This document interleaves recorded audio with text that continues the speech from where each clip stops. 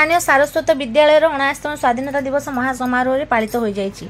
विशिष्ट शिल्पपति तथा समाजसेवी गिरीश चंद्र नायक पताका उत्तोलन करथिले।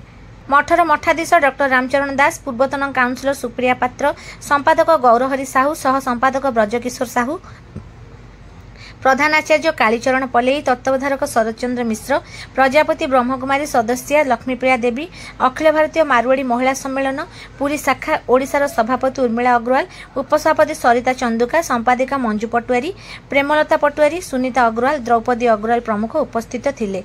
सकाळ 6:50 समय विद्यालय छात्र छात्री द्वारा प्रभात फेरी करा जायतिला।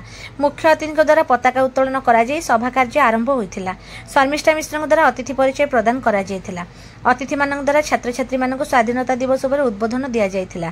विद्यालय अतिथि मान द्वारा कृति छात्र छात्री मानक पुरस्कार प्रदान करा जायतिला। संपादक गौरहरी साहू और कल्पना दास द्वारा धन्यवाद अर्पण करथिले।